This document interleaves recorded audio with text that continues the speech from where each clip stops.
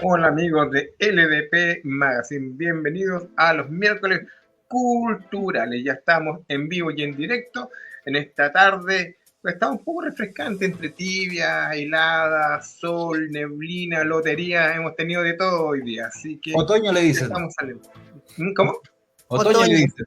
Efectivamente. Otoño le dicen, sí. Otoño-invierno, versión otoño-invierno, sí. Así que ya estamos saliendo al aire y hoy día estamos muy contentos que tenemos dos amigos de la casa, José Luis Flores. Este día estamos en su espacio y invitada a nuestra querida Ingrid, que también va a finales de cada mes con nuestro querido Armando Roselot. Así que ya estamos en vivo y en directo para hablar un poquito de el surgimiento de la narrativa en general. ¿Cómo están, chicos? ¿Cómo les ha ido? Bien, bien. Gracias, Ingrid, por venir a este espacio. Muy bienvenida. Tenía ganas de conversar con gente hoy día, no quería estar solito. Hoy el tema... Cuando quieras, tú sabes que a mí me tienen que hacer callar como ya demostré en la última sesión, así que... Perfecto. Quiero introducir a nuestros amigos a lo que vamos a hablar hoy día, antes de que nos larguemos a conversar. Hoy vamos a hablar de esta necesidad humana de contar historias. ¿De dónde vienen? ¿Cuáles han sido sus devenires? Su evolución también, ¿cierto? Estamos muy lejos de llegar al final, ¿cierto? De la evolución de cómo contamos historias, de cómo contamos quiénes somos, ¿cierto? Entonces, como yo soy desordenado, hice mi orden, hice mi esquema como siempre, pero la idea es que vayamos fluyendo, ¿cierto? Que los chicos que nos están viendo compartan con nosotros, nos hagan preguntas, y así que vamos a empezar a hacer las invitaciones de siempre, porque siempre llegan un poquito tarde. Sí, están llegando muy tarde los chiquillos, pero bueno, ayer estábamos compartidos y igual tuvimos gente, me llamó la atención. No tuvo como la gente que estaba acostumbrado, pero hubo bastante. Eso me dejó bastante contento. Ingrid, ¿tú cómo estás por allá? ¿Cómo te ha ido en general? Con mucho frío, vengo llegando del exterior, estoy haciéndome kinesiología, así que llegué con una temperatura y como hablamos recién, otoño, cambio la temperatura, salí y... Así que ahora estoy como viejita, con mantita, tomando tecito caliente. Aparte de eso, con mucha energía, como siempre, como cualquier miércoles cultural, pucha qué rico hacer esa pausa en el día y conversar de cosas entretenidas como las que salen acá, ¿cierto? Sí, y vamos a saludar a la abuelita Yamina, que ya cumplió 50 años y ella misma dice que se le vino el viejazo encima. La Yami. Media enfermita, así que un abrazote para ti y esperemos que te mejores pronto. Chiquillos, antes de comenzar, recuerden que tenemos varias cositas en el tintero, así que vamos preparándonos para conversar, pero primero vamos con esto. Muchas personas han tenido problemas para inscribirse y no comprenden cuál es el sistema. Este es bastante simple. Si ustedes ven este banner que se ha puesto en bastantes partes, hay que simplemente escanear el código QR para que ustedes lo hagan directamente desde su celular. Pero como esto ha sido un poquito engorroso para algunas personas, tratamos de ayudar y haciendo un link directamente. ¿Cuál es este link? Ahora lo van a ver ustedes. Para eso, en nuestra página www.ldp Magazine hemos puesto este link directo para la página de inscripción, y esto es de manera bastante fácil. Simplemente ustedes se van a nuestro banner, vuelvo a repetir, está en www.ldpmagazine.com, inscripciones, mapeo de la historieta chilena, y hacen clic justamente en el botón naranja que dice inscríbete aquí y te va a redireccionar justamente donde comienza esta encuesta y este mapeo. Eso es sencillamente lo que tienen que hacer. Hacen clic en realizar la encuesta y inmediatamente empieza a aparecer esta entrevista que les va a pedir su nombre, apellido, correo electrónico, número telefónico, etcétera. Todos sus datos, todo esto que ustedes han estado por años trabajando en noveno arte, ya sea como dibujante, escritor, entintador, guionista, etc. Esto también va para los investigadores, periodistas, medios especializados, inclusive aquellos que también comercializan noveno arte. Así que ya lo saben, amigos míos, esto es bastante simple de realizar. Entonces, la invitación ya está hecha para que ustedes puedan inscribirse desde ya. Así que no olviden, amigos míos, estamos tratando de ayudar lo mejor posible a esta campaña, tratando que esto sea lo más fácil y directo para ustedes. Así que se les quiere, se les aprecia y tenemos un par de meses para llenar esta encuesta. Pero entre más rápido la llena, va a ser mucho, pero mucho mejor. Nos estamos viendo, inscríbanse, hasta pronto. Muy bien. Hola amigos de LDP Magazine. Vamos a comenzar una pequeña campaña para el colegio de colegio. Estos días que se han estado celebrando el Día del Libro, conversé con la gente y me cuentan que los chicos tienen una gran afición tanto por el manga como por el cómic. Así que, chiquillos, lo que les vamos a solicitar es que ustedes empiecen a donar algunas de estas publicaciones para que podamos ahora en mayo tenerle un número X de publicaciones nacionales o extranjeras para la biblioteca de los chicos y disfruten la lectura, porque nuestra idea es estimular la lectura. Así que ya lo saben, vamos a estar en contacto. Si ustedes quieren colaborar con nosotros, por interno conversan con nosotros. Así que se les quiere y esperamos que nos apoyen en esta idea. Nos vemos. Bueno, con los amigos de Play Kingdom, recuerden que tenemos esta promoción de 5 mangas por 10.000 pesos. Así que ya lo saben, amigos míos, simplemente acérquense a Play Kingdom, General Holley 134 Providencia y aprovechen esta promoción. Díganlo que lo escucharon, que lo leyeron en LDP Magazine y en Mundo Viñeta, más allá del manga y los superhéroes. Y recuerden, con Play Kingdom en las próximas semanas comenzamos una serie de talleres por allá, pero hay que recordar también que este fin de semana hay varias actividades y cositas, por ejemplo, en la biblioteca de Providencia, pero la del Bellavista, Biblioteca Bellavista, que esto es calle Constitución 85, a la vueltecita de donde estaba antiguamente Salos, así que se va a estar recordando esta ludoteca en la calle Ochardan Miun. Vamos a recordar a nuestro amigo que ya no está con nosotros. Así que va a ser un bonito homenaje.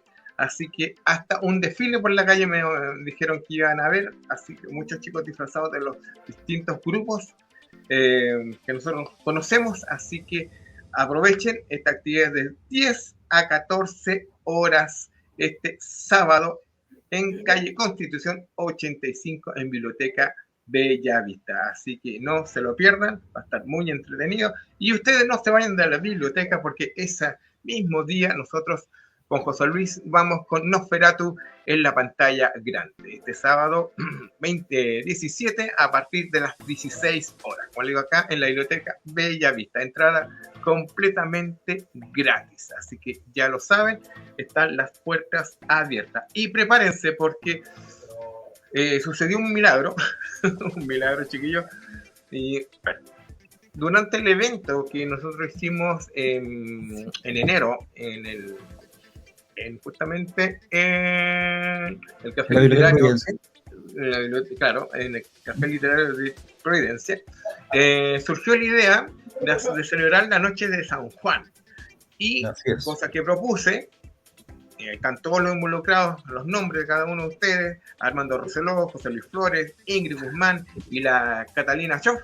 Bueno, nació esta idea y la cual fue aceptada. Pero ¿cuál es lo novedoso de esto?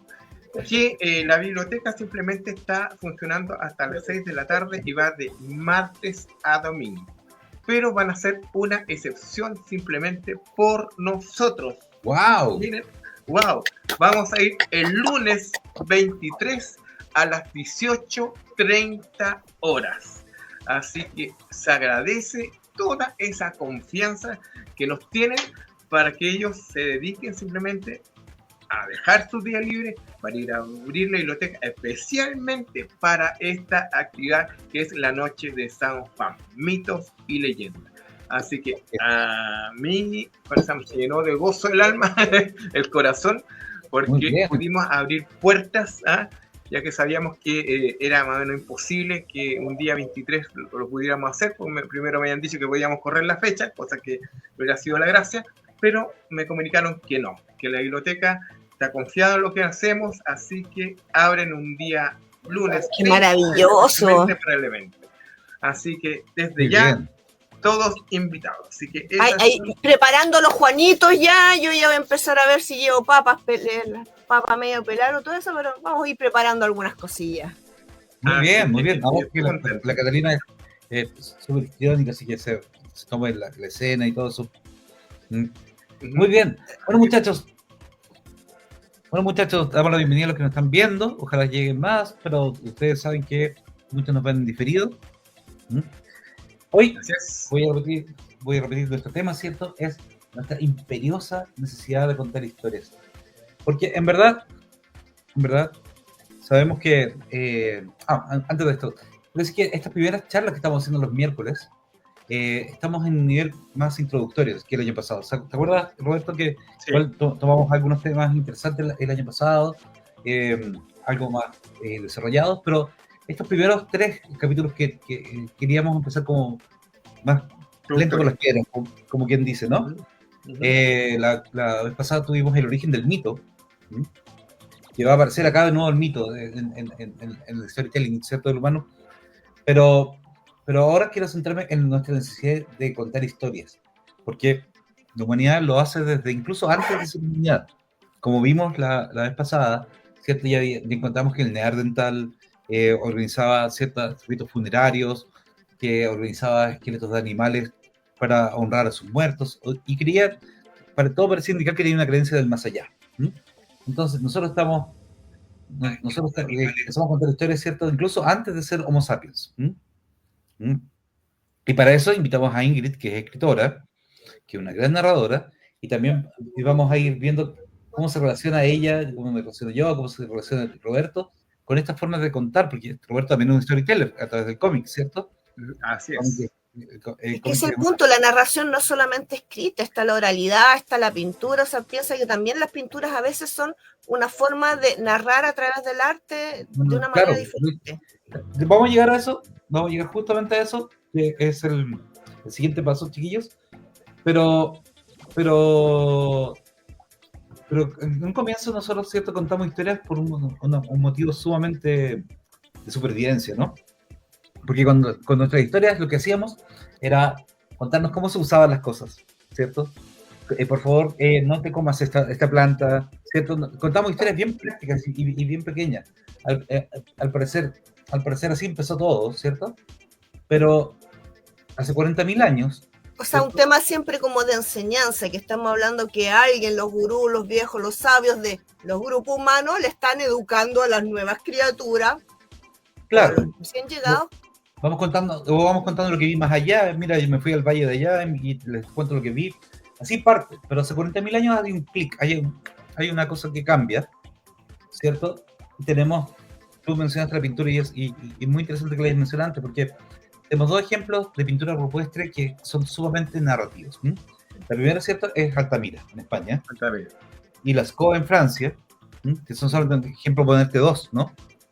Que son pinturas rupestres, ¿cierto?, sumamente narrativas. Ahora se le llama actualmente pre-cómics también. Claro, porque la Altamira, sobre todo, porque tiene detalles de casa no solamente quiere decir cómo se casa, no era un manual de cómo se casa, sino quiere mostrar cómo casamos nosotros. Nos da una cosa identitaria. Mira, soy yo y esta es mi gente, y así casamos y así fue llevada a esta cacería. La Lascaux tiene una cosa distinta porque es más bien periodística. Da cuenta de los animales que habían ahí. ¿Cierto? Y no son decorativos, ¿cierto? Son narraciones visuales, claramente, porque hablan de caza, del peligro, ¿cierto?, de las posibilidades, de los límites que tenían su mundo, ¿no?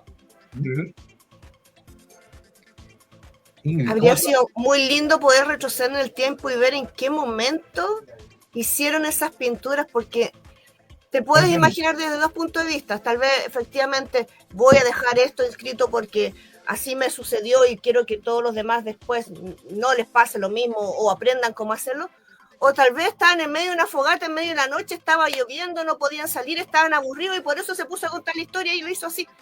No Bueno, sabemos. no sabemos, pero sí se ha podido estudiar que, por ejemplo, la de Altamira claramente es un relato de cacería. ¿Mm? Entonces ya hay un relato. La de Altamira es más sofisticada que la Lascaux. La de Lascaux podría tener incluso, quizás nosotros no sabemos, pero si tuvo algún ritual mágico o algo así, ahí podría ser más complejo, ¿no? Pero sabemos que es más bien una especie de inventario de animales. ¿Mm? En cambio, la Altamira cuenta cómo cazamos, y eso es lo divertido. Y como esas hay muchas más también, y hay algunas que no son tan evolucionadas, pero contaban estos pequeños fragmentos de vida, ¿no? Que son como testimonios de vida, que me interesa más allá incluso de la función que ellos quisieron darle. ¿Mm?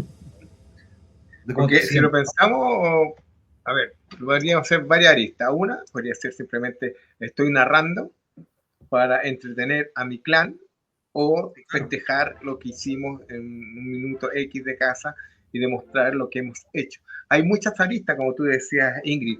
Podemos tener un gran listado de posibilidades, decir esto, otro, pero es interesante cómo se forjó esto y quedó ahí y quedó plasmado para nosotros y saber cómo eran nuestros antepasados.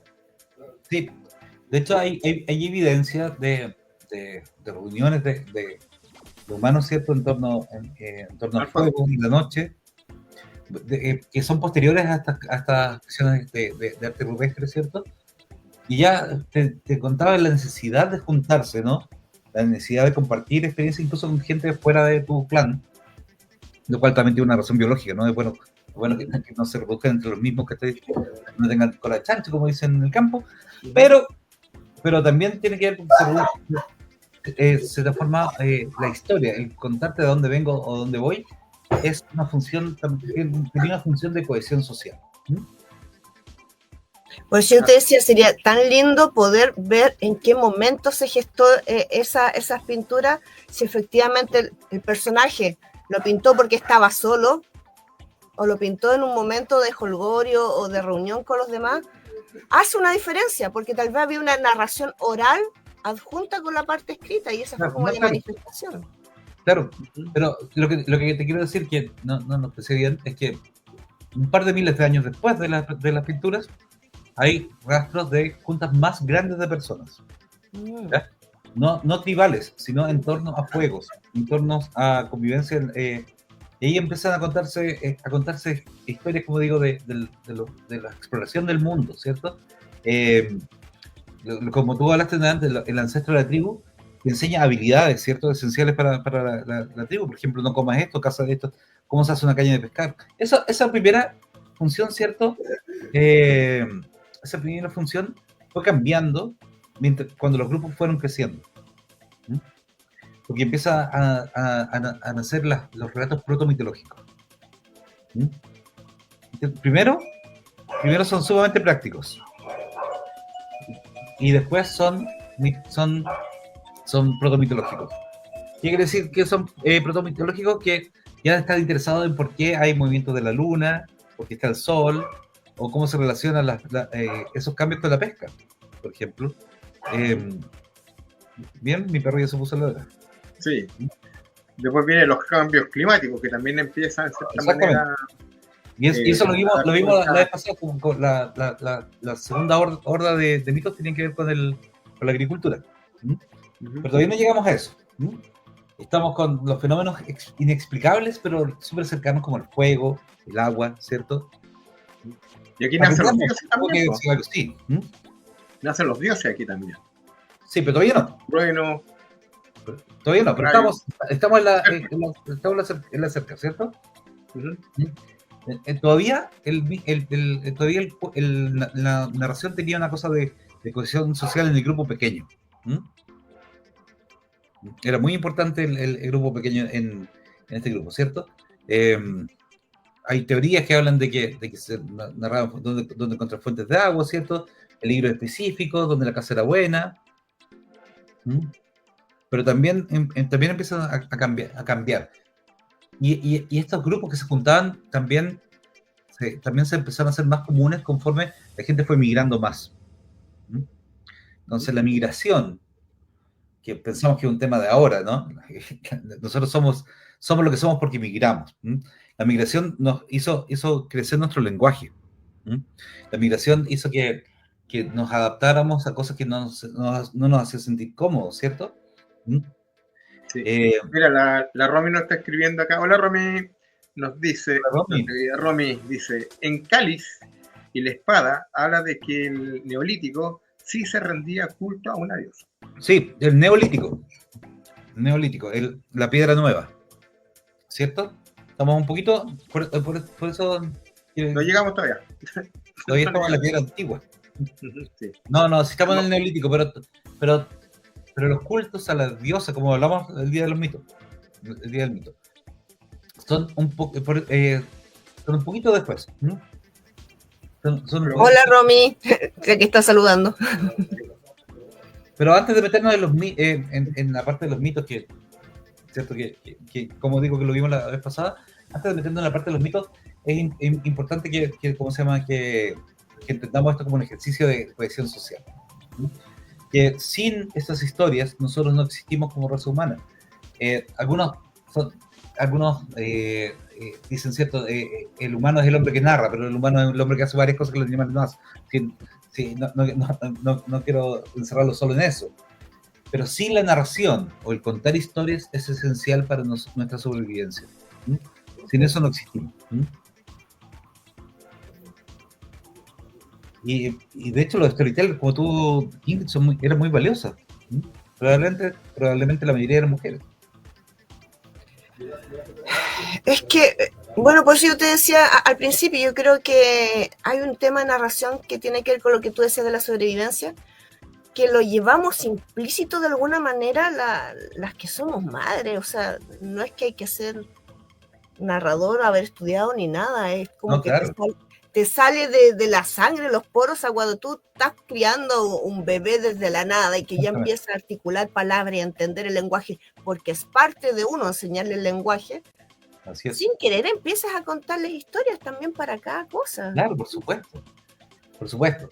Bueno, de estas narraciones visuales que ya digo, llegamos al neolítico, ¿cierto? Como decía muy bien la Romy. Y las narraciones se vuelven más complejas. Mucho más complejas. No todos los grupos humanos evolucionan al mismo tiempo. ¿Sí? Pero sí está claro que en esta época comienza el pensamiento mágico, ¿no? Y empieza ¿Y el lenguaje, perdona? Aquí el storytelling ya a esa altura era gestos o ya teníamos un dominio del lenguaje, porque también con lo de las migraciones se generaban distintos... Exactamente. Pero se cree que por eso la gran revolución del lenguaje pasa como 40.000 años atrás. Ya. Hay otras teorías que dicen que incluso poco antes, pero seguramente tiene que ver con zonas, ¿no? Con zonas más calientes de habitación humana, con zonas más despobladas, ¿cierto? Con grupos más aislados. Pero sí ya habían... el lenguaje nos cambió, a nosotros cambió nuestra forma como está hecho nuestro cerebro.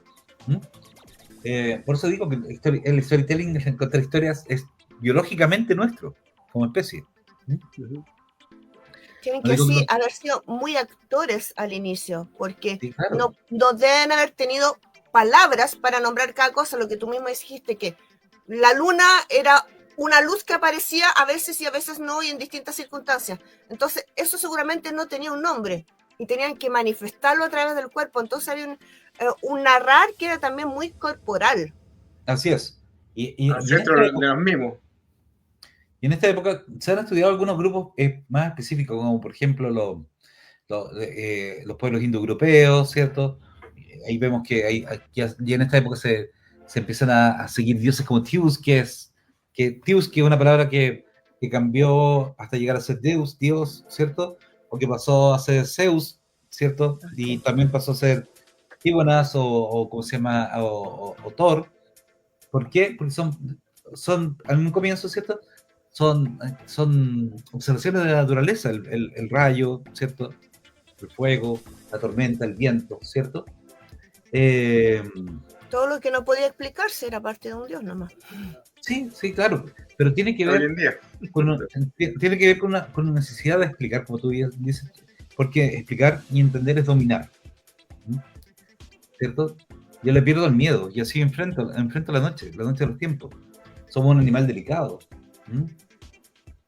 Le tememos a los animales, le tememos a los humanos más grandes, etc. O sea, es más fácil La decir que oscuridad. en realidad hay un humano, hay uno como nosotros, que es mucho más poderoso y él se encarga de eso y si tú te portas mal te va a caer un rayo en la cabeza, Exactamente. para que el pobre cabrón entienda. Es una manera exagerada, pero en el fondo es eso lo que hacían. Aducir a algún dios o alguna entidad magnánima, Sí, similar a nosotros, para poder justificar y enseñar claro. y sobrevivir. ¿Mm? Y Cuando se vimos usa hoy en día. Sí, cuando vimos la charla de los mitos, aquí vimos la evolución, ¿cierto?, del mito de los primeros mitos de la naturaleza a los mitos sociales, ¿no? Pero antes de los mitos sociales, ¿cierto? Antes del mito y el dios, ¿cierto? Que interesante meterse en eso y siempre voy a caer en eso. Hoy en día. Siempre voy a caer en eso, porque es lo que hago todos los días. Pero quiero evitarlo un poco, quiero seguir el humano. Pero que es interesante porque este compartir historias y normas de conducta de sobrevivencia, normas, también nos va dando un modelo de comportamiento social. ¿Mm? Sí. Sin querer. Estoy leyendo que la Romy mandó un telegrama. dice Yuval Noah Harari plantea que el arte de narrar comenzó como un mecanismo de supervivencia. Si un miembro de la tribu resultaba ser peligroso o poco confiable, había que advertir a los demás. En otras palabras, el chisme fue el impulso primigenio, claro, de la narrativa. El cahuineo como cuna del relato humano. Exactamente. Y es cierto, pero Romy, no seas tan mal pensada, pues mucho más que eso. Pero está bien. Acuérdense que estamos en un contexto primero premitológico. O sea, también si me cae mal a alguien y le invento cosas, ¿tú crees en esa época igual se podría haber hecho eso? ¿Podemos decir que los humanos teníamos esa parte negativa desde tan antes? Bueno, más adelante en Salem con las brujas pasaba eso exactamente. Bueno, pero eso ya estamos hablando de los humanos actuales que entendemos, pero estamos hablando de estas evoluciones o involuciones, no sé cómo decirlo. Estamos evolucionando.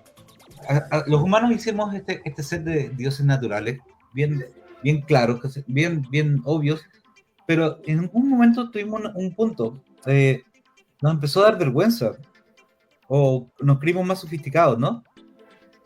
Y los mitos empezaron a darnos un sentido de coherencia civilizatorio. Nos empezaron a decir, ya, porque en Mesopotamia, por ejemplo, empezaron a ver dioses de la ciudad o del primer pueblo, que excluía a los dioses del desierto, dioses civilizatorios. Muchos años después, siglos después, Grecia, por ejemplo, en Grecia se produce la titanomaquia, ¿no? Donde los dioses vencen a los titanes. Los titanes son estos dioses primigenios, ¿cierto? Estos dioses antiguos que representan fuerzas de la naturaleza, fuerzas fuerzas del caos, de la vida, fuerzas puras, ¿no? Y son reemplazados por dioses intelectuales. Los mismos cultos en Egipto, muchos años antes, también siguen esa evolución, ¿cierto? Al principio era vital nomás, que después se divide y aparece Ra, y así la Eneada, ¿cierto? Y los dioses empiezan a tomar fuerza. Pero aquí yo tengo el gran tema, porque cuando aparecen los dioses, en cualquier de todas estas mitologías, aparece un sacerdote o figura intermediaria que juega un papel de traducir lo que los dioses nos dicen al resto de los humanos, que en el fondo es el que está jugando el papel político de quiero tener a estas ovejitas, a toda esta gente bajo mi cuidado, que puede ser el origen de esto en realidad, cuidar a la tribu, y por eso invento el dios para... pero también es una figura política muy potente. Por supuesto, sí. Así La es. gran revolución política en el mundo aparece en Egipto cuando Escorpión deja de ser líder y comienza a ser rey. ¿Mm? Y el de Egipto predinástico tiene una revolución política tremenda. ¿Mm? La Ronnie nos dice, en la prehistoria la posibilidad de morir era un aliento en la oreja. Bueno, sí, mucho.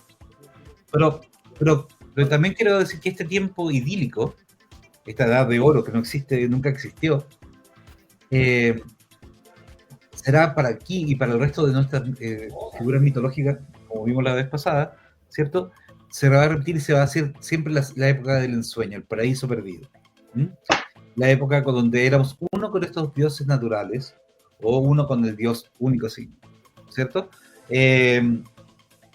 Pero tenemos la necesidad, ¿cierto?, de proteger lo civilizado y ¿cierto?, empiezan a crearse estos mitos, estas leyendas civilizatorias, ¿cierto? El Popol Vuh, un gran ejemplo de eso, ¿sí?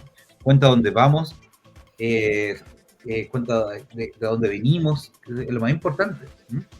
Y se dan cuenta que tenemos héroes o campeones culturales que después pasan a ser dioses o figuras míticas que siguen siendo rebeldes, que muestran que nosotros siempre vamos a estar inquietos con la naturaleza que tenemos. Por ejemplo, Prometeo, cuando le da el fuego a los humanos, Prometeo de raza es un titán, pero un titán que amaba la humanidad, nos da el fuego. Quetzalcóatl, ¿cierto?, es un dios civilizatorio de los toltecas, pero se expande por toda Mesoamérica, se llama Kukulcán, se llama Cucumatz, ¿cierto? Tenemos a Gilgamesh, después lo pasaremos cuando entremos, cuando lo vamos a ver cuando entremos a los primeros retos escritos, ¿cierto? Pero sí. Y en los relatos populares de los pueblos de América del Norte tenemos a Coyote, y en África tenemos a la araña Nancy, ¿cierto? Son tricksters, son ladrones, son gente que está al borde, son criaturas que no...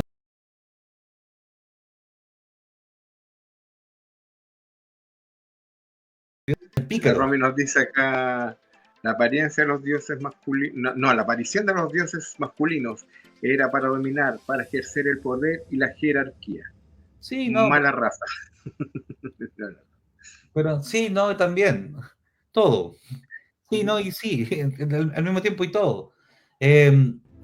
Por supuesto, pero hay diosas bastante dominantes, que los griegos escogieron a Atenea. Atenea es mujer, sí, pero una figura muy masculina. Y al revés, Dionisio es un dios de figura masculina, pero de una adoración muy femenina. Entonces, no, tenemos que ser flexibles porque no vivimos en esa época. Entonces, eran bien inclusivos. No sé si era inclusivo o no. Lo que quiero decir es que yo me abstengo de esos juicios, sí, de verdad, en épocas donde yo no estuve. No soy tan viejo. Mamut. Pero bueno, pero todos estos dioses, esta evolución de los dioses, ¿cierto? De estas historias que eran simples, de por qué hay espíritus en el bosque, hay espíritus en los árboles, hay espíritus de la naturaleza. Sí, hay espíritus porque también nos enseñan a vivir juntos, o hay un dios, hay un héroe que nos hace ser todos, que estamos todos del mismo lado, ¿cierto? Hay que entender que era la necesidad de pertenecer, ¿no? A nosotros, ¿a qué pertenecemos ahora? A grupos, a clubes, ¿cierto?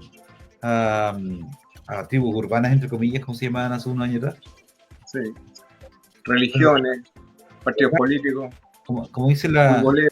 Excel. Como decía la Romy ¿cómo se llama? Citando Harari.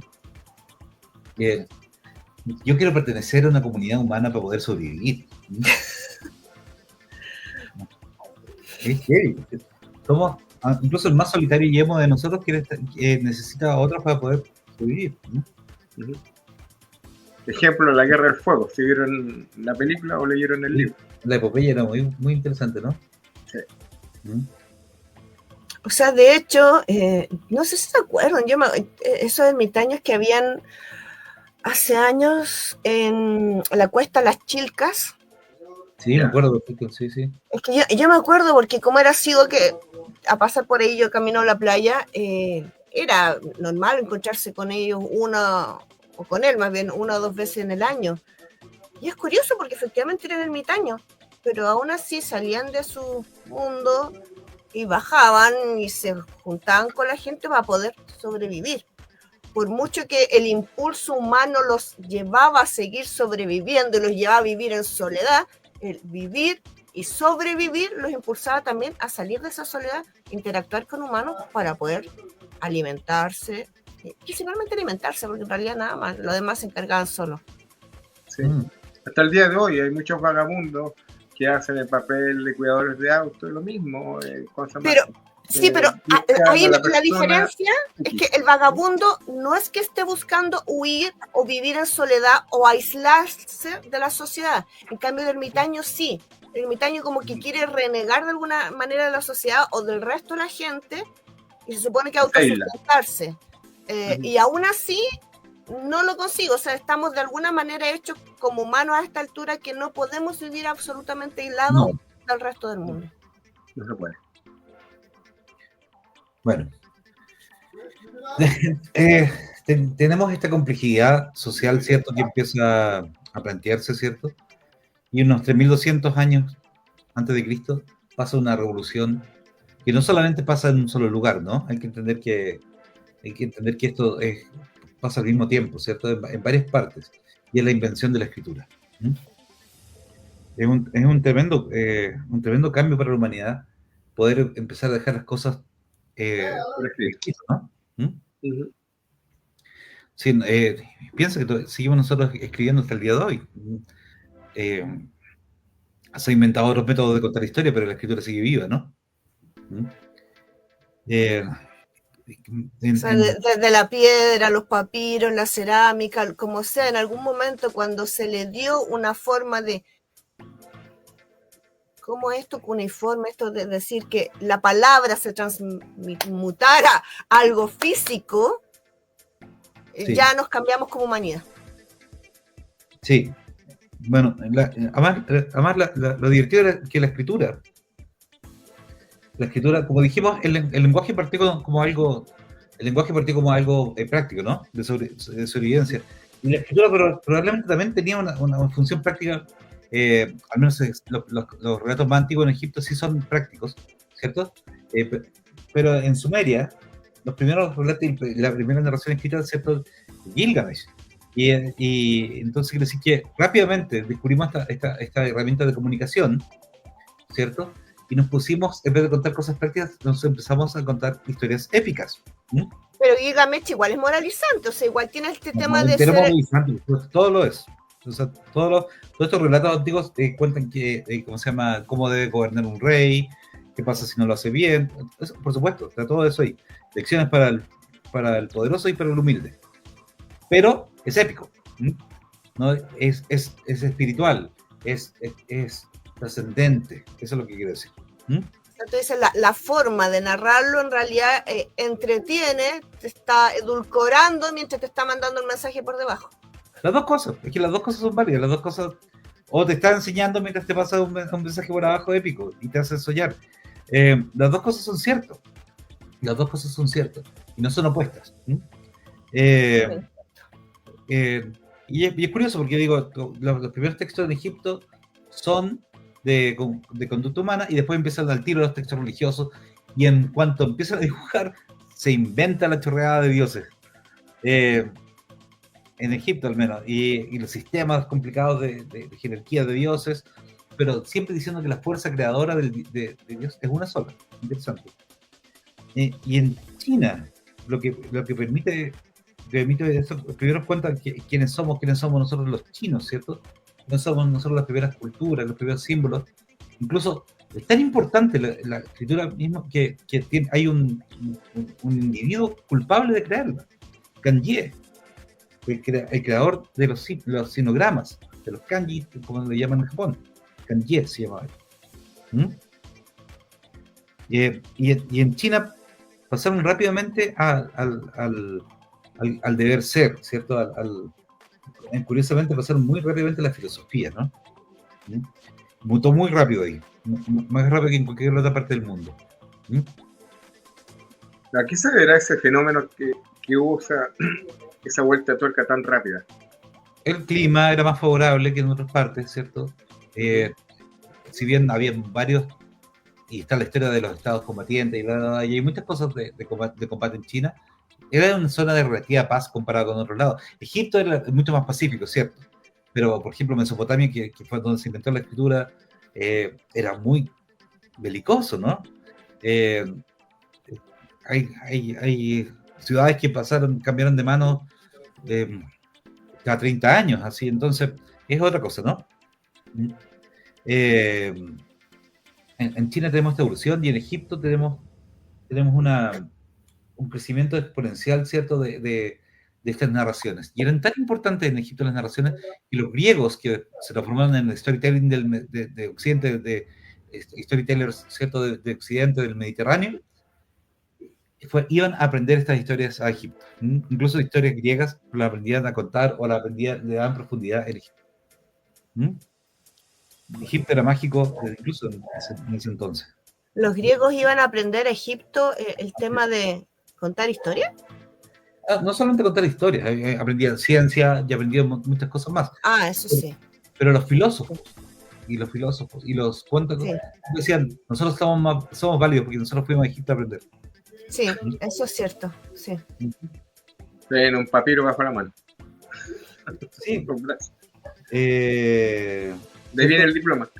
Claro. Pero insisto, en esa época recuerdo que también no era necesario tanto del tema de la escritura, era más bien la narración en sí. Recuerden que al final la Odisea, por ejemplo, es la acumulación de los cantos que después Homero se supone, que todavía nunca hay una certeza si es una persona o varias, que lo trasladó a la escritura.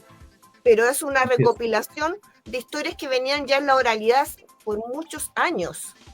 Así Entonces, el tema de narrar ya venía, y lo interesante es cómo los reyes se apropiaban de esos relatos para remarcar también sus reinos. No sé si sabían esas partes de las historias. Entre la Odisea y la Ilíada, no me acuerdo cuál fue el rey que agregó,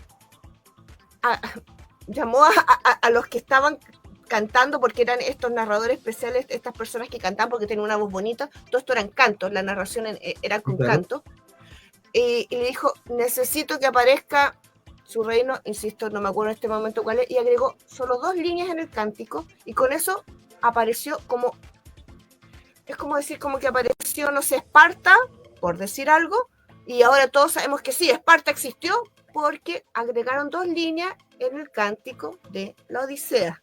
Entonces, tenía una potencia súper grande también como para narrar la historia, porque esto previo a Heródoto, previo a todo el tema de generar libros de historia como tal. Antes eran solamente narraciones que no tenían por qué tener un asidero científico ni nada. Entonces, si alguien decía, yo estuve aquí y tengo una ciudad como con 40.000 habitantes y lo canto en el canto que todo el mundo escucha, es real. Así es. En ese sentido, la narración incluso después, en la Edad Media más todavía, seguía teniendo esta necesidad de existir, de demostrarnos que estamos vivos y que somos parte de algo.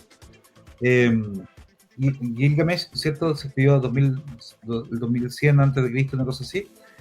Y vamos a ver que los tópicos que se tocan ahí se van a repetir de aquí para adelante. Vamos a ver el tópico, ¿cierto?, de la amistad, la búsqueda, vamos a ver descensos al inframundo, ¿cierto? Y lo más importante, la naturaleza humana frente a lo divino, ¿sí? Sí. El camino del héroe. El camino del héroe, muy cambeliano todo. Y los griegos no se separaron en cómo se van a tomar este mismo tipo de narraciones, ¿sí? Porque es curioso, porque Gilgamesh es muy épico. En India tenemos también a los Vedas primero, y después tenemos los textos sagrados que son muy épicos también. Pero los egipcios narraban historias fantásticas y mágicas, pero no eran tan épicos. En parte yo creo que porque tenían menos guerras también. Al menos hasta que llegaron los pueblos del mar a atacar, ¿cierto?, a los Ramsidas y eso es otra historia, pero ahí ya mucho después, ¿no? Ahí cambia todo. Así es. Bueno, sigamos avanzando, pues. ¿Mm? Ujú. De bueno. La- ¿Quieres agregar algo, Ingrid? No, Yo con cara de- no. Ah, ya. Sí, es que me quedé pensando en eso de los egipcios, el tipo de historias que contaban y era el objetivo, que están todas las que uno conoce, pero insisto, yo creo que sigue estando subyacente todas esas otras historias en que se siguen contando madres a los hijos, los abuelos, Eso sigue vivo. siempre ha sido. Y me pregunto qué fue de todas esas historias, porque claramente esas no llegaron a nuestros días. Y habría No, sido hay historias pequeñitas que creo que viven en nuestro ADN, que quizás son parte de nuestras células. Las conocemos. Pues, Las conocemos estaba porque pensando, no sé, por ejemplo, las fábulas de Sopo, que también son sumamente antiguas. así es. Así es. Y es también todo un tema moralizante, que también era un tema como de la oralidad y estar contando estas cosas Exactamente. Y de y hecho, siguen siendo vigentes, y eso es lo entretenido. claro, y vemos evolución y que grandes conoceres se han basado en cosas tan antiguas. Por ejemplo, tomemos el I Ching. Claro. Me ha traducido como el libro de los cambios, pero más bien es como es el observar y el cambiar. El I Ching es pre-taoísta y es la base del taoísmo, pero es pre-taoísta, tiene un origen chamanístico tremendo y todas las artes, la curación china, el Tao Te Ching, porque es posterior, se basa en esta observación de los cambios. Y de ahí nacen dos paradigmas ¿cierto? Que vamos a encontrar en el budismo, vamos a encontrar también, incluso en India, el paradigma del vacío, ¿cierto? La repetición y el cambio. ¿Cierto? Los textos de Buda se transforman, ¿cierto? En material de comercio, ¿cierto? Para los reinos greco-bactrianos que viajan a China. En fin, es una cosa muy loca. Sí, oye, ¿y cuándo aparecen estos otros grandes textos? El Corán, la Biblia, porque están con el Antiguo Testamento. ¿Seguro? Porque yo siento que el Antiguo Testamento viene como tan de atrás. Sí, y que el Antiguo Testamento, sí, hay cosas del Antiguo Testamento que pertenecían al libro tan antiguo como podríamos decir, como los primeros textos budistas, ¿no? Por eso, se me hace que son como de esa época, entonces como... Sí, de la época axial, de lo que llamamos la época axial donde tenemos, ¿cierto?, el surgimiento de la religión hebraica, ¿cierto?, organizada, tenemos a Buda, tenemos, ¿cierto?, el nacimiento fuerte del zoroastrismo, ¿cierto? Y es divertido porque este conversar, este cuento, y junto con el comercio, fue como los pueblos fueron formándose. Ya nadie sabe, muy poca gente, si le digo, oye, Bactria, muéstrame dónde está Bactria. Muy poco. Es Afganistán, parte de Afganistán y parte de Pakistán. Pero era un reino muy importante. Ellos eran influenciados por Alejandro Magno, ¿cierto? Estaban llenos de misioneros budistas. Iban con los comerciantes hacia China. Llevaron el budismo a China. Uno de esos era Tamo Bodhidharma, que se metió en el monasterio Shaolin. Y uno de los griegos con los chinos que tienen que ver. Y ahí tienes todo eso. Y es porque las historias son contagiosas. Los relatos son contagiosos. Yo te cuento una historia y nos vamos jugando al teléfono. Y se acuerda el viaje al oeste, que pucha que es vieja la historia esa. Es que, pero además está todo el otro tema que atrae, pues que es una persona que viene de afuera, de otra cultura, y que volvemos a lo mismo que hablábamos desde el inicio, que cuando era pequeñas tribus, pequeños clanes, y que llegaba alguien de afuera y uno le decía, y él te contaba cómo era, dónde cazar, etcétera. Lo mismo, pero estamos transcribiéndolo ahora a una época más moderna. Con las migraciones siempre va a pasar lo mismo, es decir, cuéntanos de tu vida, tu mundo, cómo es, y ahí viene el contar cómo es su vida, y ahí uno después como cultura decide qué es lo que toma y que adapta, y me gustó eso, vayamos atrapándolo. Sí. Claro, sí, Romino dice, de la India me gusta Cali, todo lo que representa, la destrucción para empezar de nuevo. Y por eso vamos por el tercer impacto. India es muy interesante. Yo le he contado esta anécdota que el amigo indio me decía, bueno, los judíos tienen un dios. Los musulmanes tienen dos dioses. De la boca de un hinduista, ¿no? Los cristianos, ustedes tienen tres dioses. Nosotros tenemos 2.500 dioses y no podemos andar persiguiéndolo a todos y dándole el gusto. Entonces somos laicos. ¿Cachai? Es buena, me gusta. De verdad, me está dando una lección importante de por qué el día a día y lo importante, lo que más bien a un nivel personal, no a un nivel sagrado macro, ¿no? Es eso. Y por eso los templos pan-hinduistas incluyen a más de 12 o 14 divinidades por templo. Así que bueno, estamos en una época bonita, lo que estamos conversando ahora. Estamos en la escritura, estamos hablando de monjes viajeros que van de un lado para otro contando sus cosas. No hemos mencionado que es importante que muchos de los pueblos que no tenían escritura, como los pueblos pastorales, ¿no? Que siguen a las ovejas, como los Tiangú, que se la formaron en los hunos después, eran muy importantes, porque empezaron a observar esta civilización, aprendían sus historias y se movían después y llevaban las historias a otro lado, iban creando los sincretismos, iban creando estas costumbres mezcladas. Por eso nadie se asombra cuando los persas se establecen, el nuevo imperio persa, no el primer imperio persa, crea el zoroastrismo, ¿cierto? Y aceptando cosas védicas de la India y aceptando cosas judaicas y babilónicas, porque claro, eran esencialmente pueblos ovejunos que se establecieron, ¿cierto? Y también empiezan a pasar cosas que se empiezan a contar guerras lejanas. Y parecen epopeyas. Por ejemplo, los Tiangú contaron como en la época de Mulan, ¿cierto? Los echaron hacia el occidente, claro. Pero, ¿qué pasó con eso? No se quedaron ahí dando vueltas. Claro, hicieron mezcla con los ostrogoths, se mezclaron con un montón con los magiares, con un montón de gente más, y llegaron a Occidente, ¿cierto? Y después Atila dejó la embarrada acá. O sea, lo que pasó por allá lejos afecta por acá cerca. Entonces, claro, esto es el efecto de cuando el mundo empieza a hacerse más chico. Se empieza a achicar.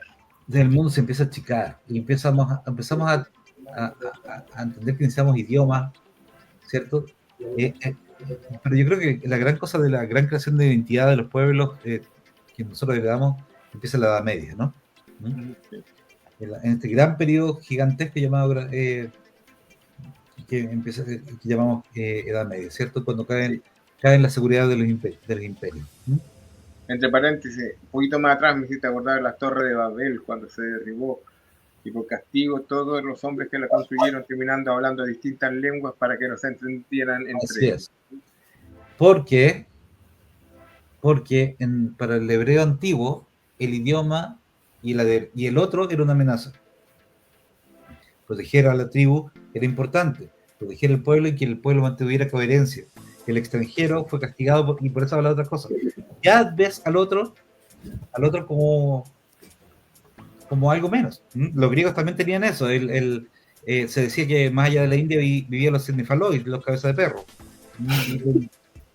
Y tenía un montón de los blemias que viste con la carta de la otra vez. Sí. Son, claro, es un miedo a la autoridad también. Pero de nuevo, es para proteger a la tribu. O sea, si creemos que esas otras tribus pueden venir y hacernos daño, o la persona que esté llevando la política de eso, claramente los voy a pintar como alguien feo, ridículo, o cualquier cosa que nos permita, es como ellos son menos que nosotros y nosotros somos los grandiosos aquí, así que pintémoslos bien feos y narrémoslo de lo más ridículamente posible. Y eso se practica hasta hoy en día en política. Claramente, o sea, al final todo es metáfora de lo que seguimos siendo, si no hay mucho correcto. Cambio. Así es. En la Edad Media tuvimos varios fenómenos pasando al mismo tiempo. Por un lado, ¿cierto? Tenemos el triunfo, ¿cierto?, de los textos sagrados. En el mundo europeo tenemos a la Biblia que empieza a ser transcrita, pero estos mismos gente que estaba dedicado a copiar la Biblia, también copiaban textos griegos. También copiaban textos de los filósofos romanos, ¿cierto?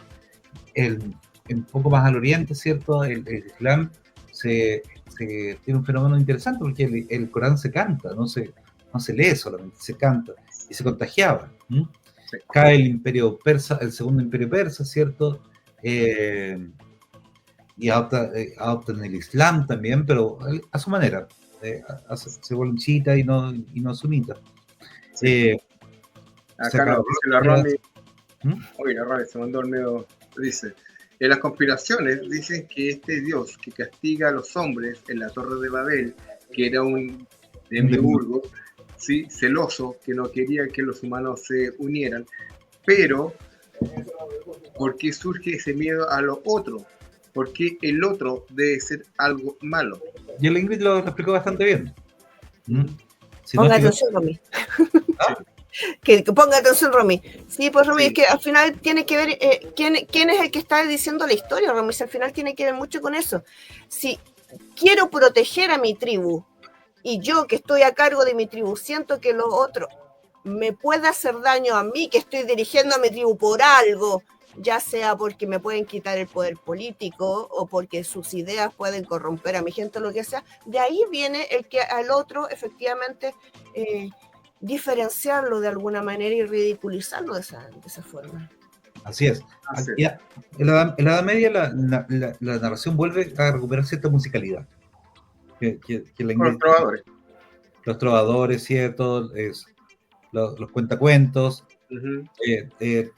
Empezaron, ellos mantenían cierta libertad para contar historias, ¿no? Siendo que había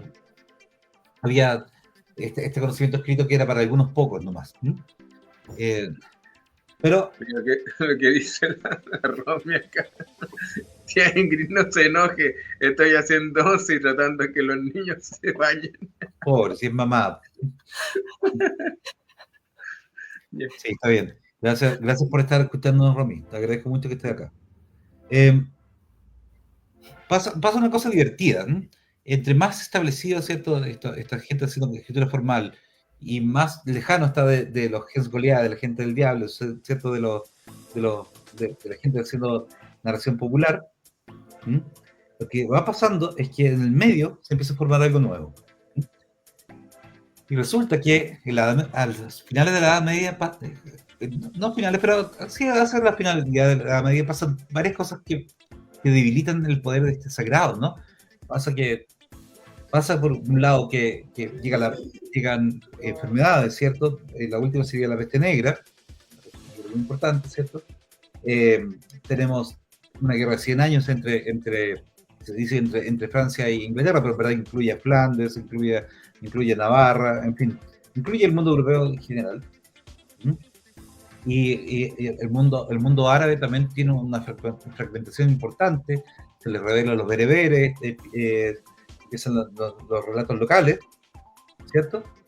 Y la gente le pierde un poquito de miedo al clero, porque si estos tipos no pueden salvarme, ni de la guerra, ni de la peste, y después han sido una pequeña, en 1300 una pequeña edad de hielo, ¿cierto?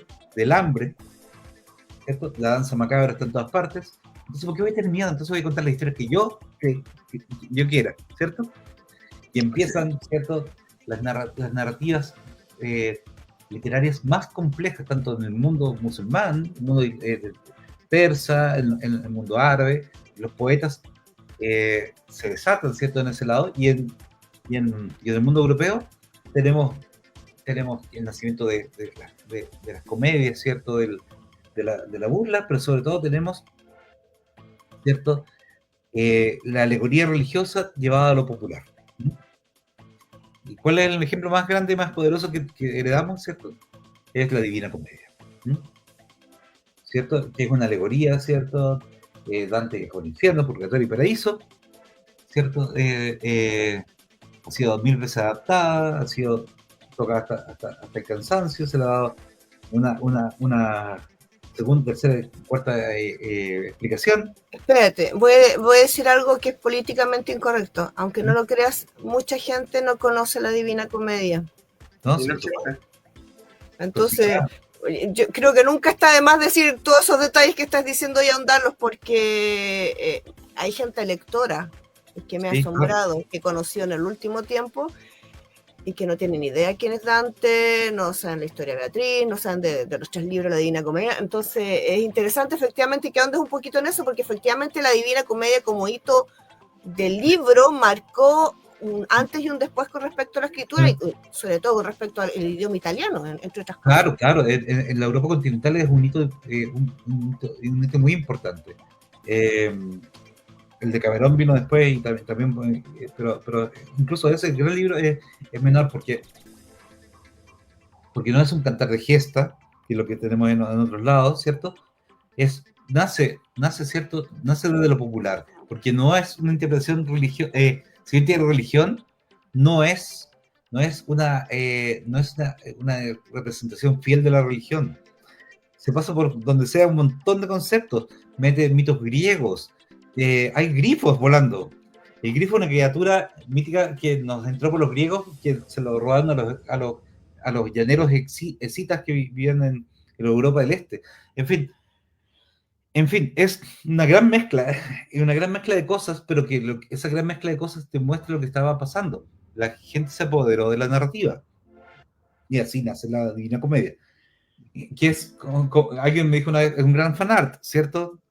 Dante se puso a sí mismo de protagonista y más encima gana. Se burla de los elfos que lo echaron de su ciudad, en fin. A mí me gustó esa cosa que hizo en el fondo Dante, que bueno, también lo hemos visto en lo que eran los juglares, lo que son los cuentos después que vemos en la modernidad, como los cuentos de los hermanos Grimm u otros, que era el rebelarse contra la autoridad mediante estos cantos, juegos, chanzas, chistes, dichos en forma narrativa, oralidad, etcétera, pero era esa manera, como decirle al rey en su cara, eres un desgraciado, pero lo estoy diciendo de manera bonita, con una narrativa que atrae al público y por eso me lo perdonan. Claro, yo creo que esa fue una gran función de la narrativa, o sea, de cómo nacen algunas narraciones que tienen que ver también con esa época. Hoy día son los humoristas que son capaces de decir las cosas en la cara y tú no te vas a enojar. No quiero meterme mucho en las épicas medievales, como porque quiero darle un Felipe, capítulo. saludos. Hola Felipe, quiero darle un capítulo especial para eso, que no tenemos, ¿cierto? El cantar de Rolando, la épica de Rey Arturo, que es un temón. Entonces, me interesa más bien que hagamos este viaje, ¿cierto? Del arte contemporáneo, porque son temazos. Eso es un temazo y quiero traer algún medievalista que quiera conversar con nosotros ese día. Pero a mí me interesa mucho cuando la gente se empodera de la narrativa, y también los cuentos de Canterbury en el mundo anglo, también es una gran desviación, ¿cierto? Del canto de gesta que vivía antes, ¿cierto? Porque es la reempoderación de los pícaros, ¿no? De relatos casi porno, ¿cierto? En la Edad Media. El mundo español tiene el Cid campeón, que es maravilloso, pero el verdadero surgimiento del idioma es con el Quijote, también, porque hasta que no da cuenta de la vida, la literatura es algo para ciertos pocos, ¿cierto? Sí. Había notado algunas cosas sobre Shakespeare, ¿cierto? Que también cumplía Shakespeare y los anteriores o paralelos a Shakespeare también cumplieron un rol bien interesante, porque llevaron dilemas éticos profundos que habían visto los griegos antes, pero a la tabla popular. Sí. Bueno, y también esa es la otra. Hasta el día de hoy también se discute si Shakespeare era una persona o era un colectivo. También se está discutiendo eso hace rato. Y también de que no era él, que era otro, pero más allá de eso, la figura que nos llega a nosotros nuestros días, él como tal, fue rupturista, como dice también JL, por eso, porque el teatro ahí no era solo para unos pocos, a diferencia de los libros que no cualquiera podía leer, o sea, era los monjes o personas muy doctas, muy especiales son los que leían. Pero el teatro lo accedían todos. Así es. Y ahí hablaban. Bueno, Shakespeare en particular tenía dramas, mucha tragedia, pero también Comedia. tenía comedia. Entonces, podía darse el lujo también de hacer esta como que yo le digo, esta visión como los juglares, pero una forma más, Claro, más masiva. y los reyes, por supuesto, querían recuperar poder que habían perdido por mucho tiempo ¿cómo se llama? Con los señores feudales. Adoptaban a estos contadores de historia. Lope de Vega, llamado el Fénix Dorado, ¿cierto? El monstruo de la literatura, ¿cierto? Producía un montón. Era una especie de Stephen King de la época, porque producía y producía y producía. En parte porque tenía muchos hijos y tenía que ganar plata. Y en parte porque... Pero por el mecenazgo también, pues al final los reyes les pagaban a estos autores para que produjeran y a veces eran como soplados, o sea, quiero o una comedia o quiero una tragedia y te daban como el puntapié inicial. Pero lo divertido que más hacían esos encargos, pero por ejemplo Shakespeare y Lope de Vega y varios más llegaron más allá, porque llevaron los mitos que dormían, por ejemplo la gatomaquia, es la historia de los gatos, por ejemplo, una burla de los mitos griegos, y ya está enseñando un poco de mito griego con gatos, ¿cachai? Porque está en fin, es una especie de Ilíada pero con gatos. Lo que quiero decir es que lo popular es esencial si queremos mantener vivo el lenguaje, ¿no? Y la Romy, porno, escuché porno, ¿dónde y cuándo? Bueno. Pero es que siempre ha habido, Romy, pues si volvamos, por ejemplo, más antaño a los que son las 1001 noches, que tampoco no tenemos un quién lo escribió, y hay, bueno, son eróticos y algunos pornográficos directamente, porque hablan de las partes del cuerpo pudendas directamente y las cosas que hacen al respecto. Claro.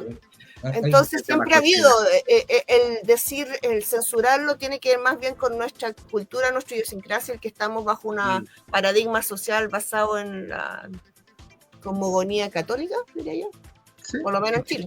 Judío cristiano. Como agonía. Sí. Bueno, Gutenberg, ¿cierto? Hace que todo se haga más popular, ¿no? Se empieza, se produce una difusión muy rápido, mucho más viral que cualquier otra cosa. Lo que te prueba que William Burroughs tenía razón, el lenguaje es un virus. Sí. Y se expande. Sí, nada que ver, pero entre paréntesis.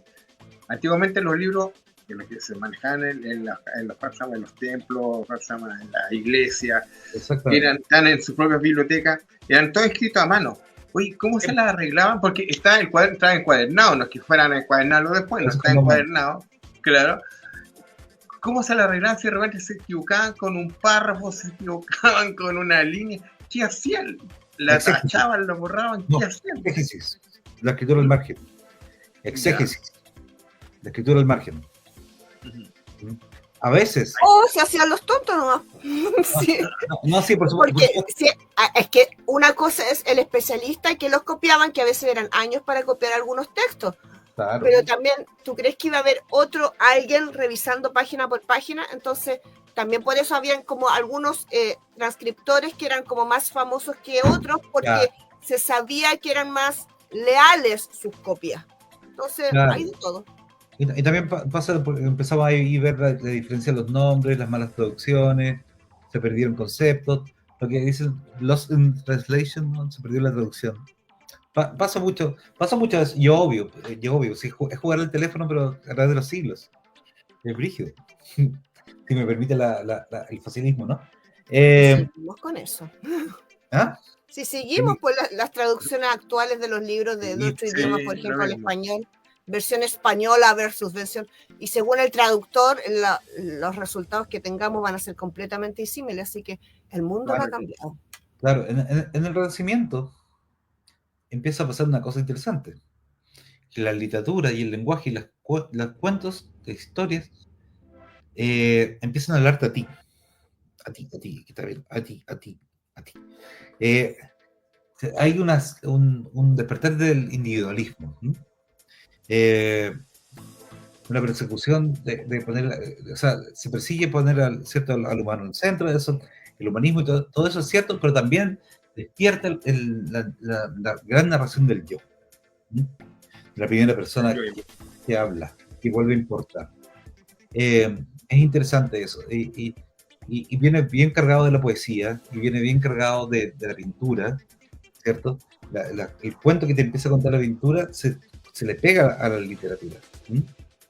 Y cuando empezamos a contar cosas personales mucho más complejas, ¿m? Ya en el Renacimiento, en la primera Edad Moderna, empezamos a encontrar incluso historias de ciencia ficción, ¿no? Cyrano de Bergerac, el Cyrano de Bergerac, no el personaje Cyrano de Bergerac, el escritor Cyrano de Bergerac, ¿cierto? Y después la obra de Cyrano de Bergerac también, como puedo ponerte un ejemplo. Aparece el globo a la luna. Claro. ¿Mm? Hay cosas bellísimas que empiezan a pasar cuando empezamos a ver el yo. ¿Mm? Porque el espacio interior es más grande que el exterior. ¿Mm? Somos como TARDIS. Y lo interesante es que también ahí logran llegar también a un público distinto. Bueno, con la pintura se llega a todo tipo de público también, tiene esa gracia. Claro. Pero como dices tú, tiene ese valor tan fuerte el cambiar el tipo de narrativa que de tercera persona, que todo homogéneo, o un varios, o un algo, o a una variedad. Pero cuando se dirigen a un lector, que el que lo lee o el que lo escucha cree que lo está interpelando o se hace como parte de los pensamientos del narrador, ya genera una instancia distinta, una simbiosis con el lector que no había antes. Claro, exactamente. Le genera una cosa mucho más rica, más masiva, y insisto, eso ya estamos logrando llegar a otro tipo de público. Sí, claro, y de hecho ya en el Renacimiento tardío y el comienzo de la Edad Moderna, ya hasta ahora incluso, aparece el permiso, ¿cierto?, para hablar de las crisis personales, ¿sí? De los dolores personales, de la angustia chiquitita. ¿Sí? Entonces, eso es más contagioso, ¿cierto?, que la gran epopeya, finalmente. ¿Sí? Cambia. Por eso, el vulgo, la gente de a pie, como se dice ahora, o la gente que pasa por ahí nomás, no los que tenían los grandes señores con su hacendado, se sienten interpretados de una manera mucho más directa. Así eso es. lo hace más rico. Sí. Bueno, tenemos la gran evolución de la literatura, ¿cierto? La gran revolución el invento de la novela propiamente tal, y la novela, que era un género menor, se toma el libro. Siempre he dicho que Latinoamérica es esencialmente de cuentos, pero en algún momento la novela se toma, ¿cierto? Y se vuelve la forma más sensata de narrar, y la respuesta de las artes musicales es la ópera. La ópera, que tiene relato, tiene música. Nosotros vemos la ópera como algo sumamente snob, pero al principio la ópera era una cosa vibrante. Se cantaba ópera en los bares, se cantaba ópera en la calle. Había lugares pitucos de ópera, y había ópera, ¿cierto?, cosas de calle y de callejón también. Bueno, también depende de qué país se la estemos situando. Por ejemplo, si las trasladamos a España, estaríamos hablando de las zarzuelas, que son las óperas españolas, y es una cosa que es completamente de calle hasta el día de hoy. O sea, es como estar en un bar y cantando zarzuelas. Yo estaría feliz ahí. Me encanta. Claro, por supuesto. Los tunos. Los famosos tunos. Claro. Pero también las tunas. Así es. Las estudiantinas. Las estudiantinas, claro. Yo nunca le he puesto tanto ojo y oído a la zarzuela. A la ópera, soy fanático de la ópera, por eso la nombré. No, la zarzuela, yo sí que yo soy fanática de la zarzuela. Fui muchos años fanática de la zarzuela, por años viendo videos. Es que de esas cosas que pasan en familia, que teníamos el curita de la familia. No me pregunten por qué tenía curita de la familia, yo agnóstica absoluta, pero no importa. Teníamos el curita de la familia que era fanático de la zarzuela porque era un español, el padre Pepe. Y cuando se enteró que a mi mamá le gustaba la zarzuela, en la época que había en VHS, le prestaba VHS que no sé de dónde se conseguía, porque eran muy pocos que hubiese acá en Chile, y se los pasaba a mi mamá. Y así estábamos, pero meses con muchas zarzuelas, y yo, como nos lo prestaban, había que verlo y después devolverlo. Entonces, sí, son historias muy del vulgo. Es lo mismo que una ópera, pero son historias mucho que no habla de los grandes señores, sino que hablan historias muy comunes, hablan de celos, de casamientos, incluso hace referencia, incluso hay una que tiene que ver con unos egipcios, o sea, historias de todo. No, sí, claro, es muy bonita. Bueno, lo que te quería decir, claro, que la ópera también sale popular también en Italia. Sí. Y varias partes más, pero el punto que también es una gran función de Centelink. Por honor al tiempo, yo quería ir dejando hasta acá hoy día, y después quería llegar a las nuevas formas de narrar. Podemos verlo en lo siguiente, si es que Ingrid tiene ganas de seguir conversando con nosotros. Yo creo que estamos recién en la primera pincelada del tema, da como para mucho. No, mucho. Da para mucho más. Sí. Da para mucho más. De hecho, llegué a la mitad de mi punto. Llegué Mira, a la mitad de mi punto. Podemos hacer una segunda patita. Dale, voy a entonces venir más preparada. Yo estoy en mi cabeza nomás. Ya estamos No, pero sí es conversar la idea. Sí. Yo hago un punteo para ordenar el programa para que no nos vayamos para cualquier lado. Pero quiero quedar en el legado del Renacimiento y la primera edad moderna como que inventó, como contamos las historias hasta el día de hoy en novela y cosas así. Pero hay otras formas de narrar que están vivas hoy y son muy serias que tenemos que analizarlas también. De hecho, no alcanzamos a hablar de la pintura, como yo te dije también que...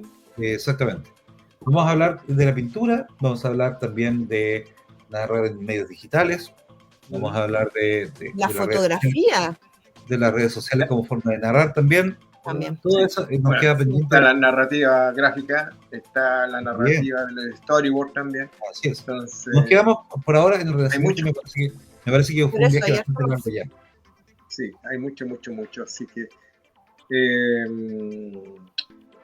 casi muchos de los puntos que nosotros tocamos ahora también aparecen en el Eternauta. ¿Me hiciste acordar cuando estábamos hablando ahora? Me hiciste acordar que también muchos de los puntos Austergate también lo utilizó en su obra, así que por supuesto que totalmente recomendable. El tipo era estudioso, sí, era un intelectual. Sí, era muy bueno, así que eso. Pero bueno, chiquillos, antes de irnos recuerden que hola amigos de LDP Magazine y Mundo Viñeta, más allá del manga y los superhéroes. Como saben, fuimos invitados a participar, a hacer este llamado para el mapeo de la historieta chilena. Y estamos colaborando de todo corazón. Muchas personas han tenido problemas para inscribirse y no comprenden cuál es el sistema. Este es bastante simple. Si ustedes ven este banner que se ha puesto en bastantes partes, hay que simplemente escanear el código QR para que ustedes lo hagan directamente desde su celular. Pero como esto ha sido un poquito engorroso para algunas personas, tratamos de ayudar y haciendo un link directamente. ¿Cuál es este link? Ahora lo van a ver ustedes.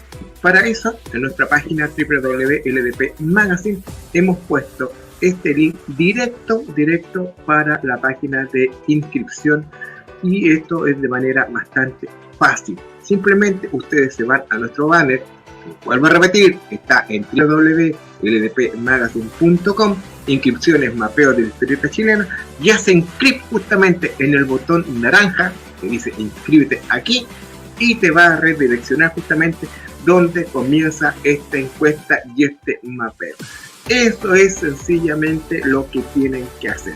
Hacen clic en realizar la encuesta y inmediatamente empieza a aparecer esta entrevista que les va a pedir su nombre, apellido, correo electrónico, número telefónico, etcétera.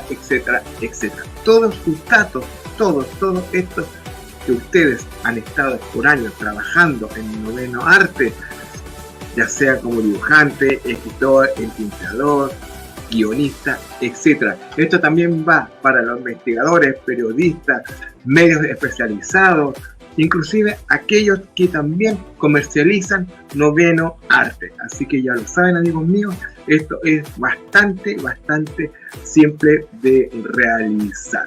Entonces, la invitación ya está hecha para que ustedes puedan inscribirse desde ya. Así que no olviden, amigos míos, estamos tratando de ayudar en lo mejor posible a esta campaña, tratando que esto sea lo más fácil y directo para ustedes. Así que se les quiere, se les aprecia y tenemos un par de meses para llenar esta encuesta. Pero entre más rápido la llena, va a ser mucho, pero mucho mejor. Nos estamos viendo, inscríbanse, hasta pronto.